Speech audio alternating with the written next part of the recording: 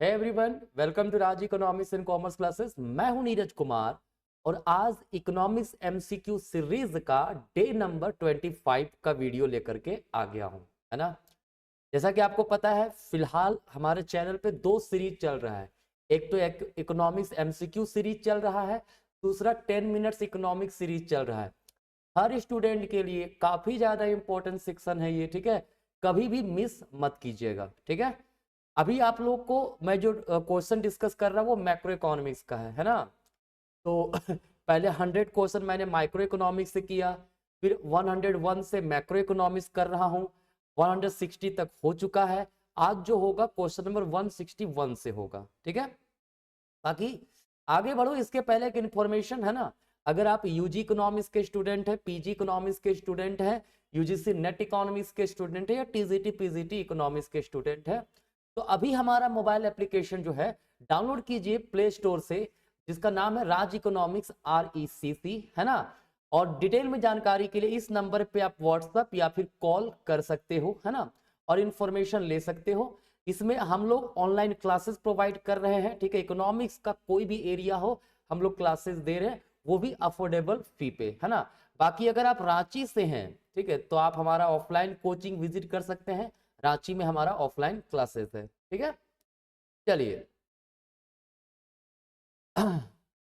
तो question number 161 हमारे पास है, कह रहा है when there is an excess of anticipated expenditure over the available output it gives rise to। देखिए कहता है जब प्रत्याशित व्यय जो है वो ज्यादा हो, है ना, एंटिसिपेटेड एक्सपेंडिचर ज्यादा हो, जितना आउटपुट है उससे ज्यादा खर्च हो रहा हो, ठीक है।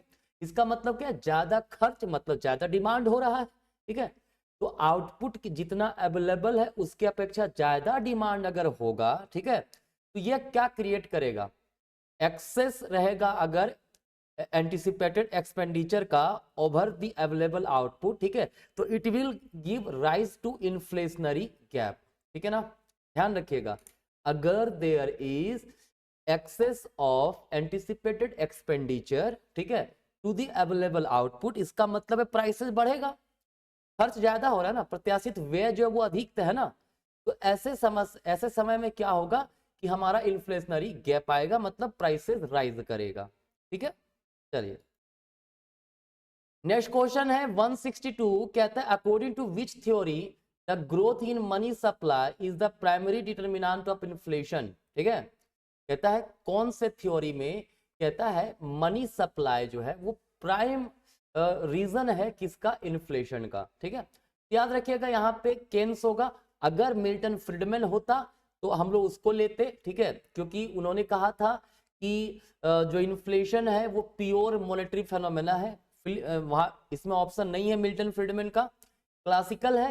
तो क्लासिकल इकोनॉमिस्ट भी कहते थे प्राइस और सप्लाई ऑफ मनी के बीच में प्रोपोर्शनल रिलेशन होता है, जब मनी सप्लाई बढ़ेगा मतलब क्वांटिटी ऑफ मनी बढ़ेगा तो इन्फ्लेशन आएगा, ठीक है ना। चलिए नेक्स्ट 163 कहता है what are the causes of downward sloping aggregate demand curve. आपने पढ़ा होगा एग्रीगेट डिमांड कर्व जो होता है मैक्रो इकोनॉमिक्स में, ये डाउनवर्ड स्लोपिंग होता है। इसका रीजन क्या होता है, जब प्राइसेस फॉल करेगा ना, ठीक है, तो पीपल फील वेल्दियर, है ना, वो अपने आप को रिच महसूस करते हैं और वो डिमांड बढ़ा देते हैं, ठीक है। तो ये एक रीजन है। इंटरेस्ट रेट इफेक्ट भी होगा हमारा, एक्सचेंज रेट इफेक्ट भी होगा, तो ऑल ऑफ दीज हमारा आंसर होगा। अगर आपने हमारा पहले का वीडियो नहीं देखा एग्रीगेट डिमांड और एग्रीगेट सप्लाई पे, तो सर्च कर लीजिएगा aggregate demand and aggregate supply पे, मैंने वीडियो बनाया, वहां पे डिस्कस किया है डिटेल में इसको मैंने, ठीक है।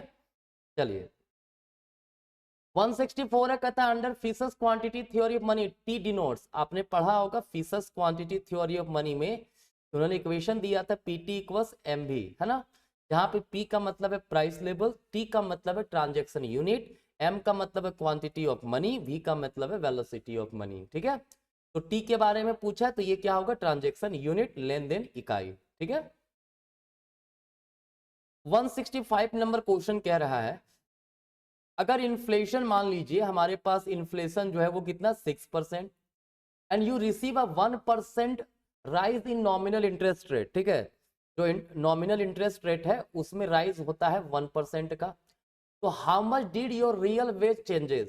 देखो रियल वेज का फॉर्मूला होता है, रियल वेज जो हमारा होगा ना, अगर रियल वेज में क्या चेंजेस आया है अगर ये देखना हो, ठीक है, तो हम लोग नॉमिनल वेज में माइनस कर देंगे इंटरेस्ट रेट। तो नॉमिनल वेज हमारा बढ़ा 1% माइनस 6%, कितना बचेगा माइनस 5%, ठीक है। तो रियल वेज 5% बढ़ गया क्योंकि इन्फ्लेशन 6% बढ़ा और नॉमिनल वेज में इंक्रीमेंट सिर्फ 1% का मिला, है ना। जो सामान पहले 100 रुपया मिल रहा था वो 106 रुपया हो गया, और आपके पास जो पैसा पहले 100 मिल रहा था वो 101 हो गया, तो 5 रुपया का तो लॉस हुआ ना। तो दिस इज -5% इसका हमारा आंसर होगा, ठीक है। चलिए नेक्स्ट है the Phillips curve implies that there is a trade off between. देखो फिलिप्स कर्व आपने पढ़ा होगा, जिन्होंने ट्रेड ऑफ दिखाया था किसके बीच में, इन्फ्लेशन एंड अनएम्प्लॉयमेंट के बीच में। कहता है जैसे जैसे इन्फ्लेशन बढ़ता जाता है अनएम्प्लॉयमेंट जो होता है वो क्या होता है, घटता है, ठीक है। बाद में फ्रीडमैन ने कहा था ये सिर्फ शॉर्ट रन में ऐसा सिचुएशन पॉसिबल है, लॉन्ग रन में फिलिप्स कर्व ऐसा नहीं होकर के वर्टिकल हो जाता है, ठीक है। तो बेसिकली ट्रेड ऑफ जो दिखाया गया है किसके बीच में, इन्फ्लेशन एंड अनएम्प्लॉयमेंट के बीच में, मुद्रास्फीति और बेरोजगारी के बीच में, ठीक है ना। चलिए 167 नंबर क्वेश्चन है स्टैगफ्लेशन रिजल्ट फ्रॉम। देखो स्टैगफ्लेशन का मतलब क्या होता है, ये मान लीजिए हमारा एग्रीगेट डिमांड है, ये एग्रीगेट सप्लाई है, ठीक है। तो स्टैगफ्लेशन का मतलब होता है प्राइस भी राइज कर रहा हो और अनएम्प्लॉयमेंट भी हो, है ना। तो अगर एएस घट गया इसका क्या मतलब हुआ, एग्रीगेट डिमांड वही है, एग्रीगेट सप्लाई घट गया, ठीक है। तो इसका मतलब क्या हुआ, प्राइस भी बढ़ गया और हमारा एम्प्लॉयमेंट भी पहले से घट गया, मतलब अनएम्प्लॉयमेंट राइज कर गया, ठीक है। तो क्या होगा स्टैगफ्लेशन का रीजन इनमें से शिफ्ट ऑफ एएस कब टू द लेफ्ट, ठीक है। हाँ option number A this is the correct answer, ठीक है। चलिए 168 कहता है कंजम्पशन इक्वेशन है सी इक्वल्स कितना दिया हुआ ए प्लस बी वाई, है ना। The value of B lies between, देखिए ए का मतलब होता है ऑटोनोमस कंजम्पशन, बी का मतलब होता है मार्जिनल प्रोपेंसिटी टू कंज्यूम, है ना। और आपने पढ़ा होगा कि मार्जिनल प्रोपेंसिटी टू कंज्यूम का जो वैल्यू होगा वो किसके बीच में होगा, 0 और 1 के बीच में ही रहेगा, ठीक है, इसके बीच में, राइट। तो हमारा आंसर पहला ही होगा 0 से 1 के बीच में, ठीक है ना। फिर है 169 कहता है in the classical view the price level is determined by. देखो क्लासिकल व्यू का क्या कहना था, प्राइस लेवल कैसे डिटरमाइन होता है, मैंने कहा क्वांटिटी ऑफ मनी या फिर सप्लाई ऑफ मनी के द्वारा। जब सप्लाई ऑफ मनी बढ़ता है प्राइस लेवल भी बढ़ेगा, सप्लाई ऑफ मनी घटेगा प्राइस लेवल भी घटेगा। तो हमारा आंसर क्या हो जाएगा, सी सप्लाई ऑफ मनी, ठीक है। नेक्स्ट 170 है कहता है इन अ 3 सेक्टर इकोनॉमी वाई इक्वल्स। देखिए आपने पढ़ा होगा इक्विलिब्रियम कहाँ होता है, जहां aggregate supply equal aggregate demand होता है, ठीक है। एग्रीगेट सप्लाई को इनकम भी बोलते हैं हम लोग, वाई से भी डिनोट करते हैं। और एग्रीगेट डिमांड क्या होता है, अगर 2 सेक्टर है तो सी प्लस आई होता है, consumption by household, investment by private sector, ठीक है, मतलब फॉर्म। उसके अलावा अगर 3 सेक्टर है तो यहाँ पे जी इंक्लूड होगा, गवर्नमेंट स्पेंडिंग जो है गवर्नमेंट एक्टिविटी वो इंक्लूड हो जाता है। तो वाई इक्वल्स क्या होगा, सी प्लस आई प्लस जी। तो ऑप्शन नंबर बी करेक्ट होगा। अगर 4 सेक्टर होता तो y इक्वल्स क्या हो जाता है, सी प्लस आई प्लस जी प्लस एक्सटर्नल सेक्टर जोड़ देते एक्सपोर्ट माइनस इंपोर्ट को, जिसको नेट एक्सपोर्ट हम लोग कहते हैं, ठीक है। यहां तक कोई समस्या नहीं आपको। तो देखिए आज का जो हमारा क्वेश्चन 10 था ये मैंने डिस्कस कर दिया। अगेन बता दे रहा हूं, अगर इकोनॉमिक्स को सच में आप ढंग से पढ़ना चाह रहे हैं, आपको इकोनॉमिक्स के किसी भी पेपर में समस्याएं हो रही है, तो ये नंबर पे कांटेक्ट कीजिए, हम लोग ऑनलाइन ऑफलाइन दोनों तरह की क्लासेस प्रोवाइड करते हैं, ठीक है। चलिए मिलेंगे नेक्स्ट क्लास में, तब तक के लिए आप सभी को धन्यवाद।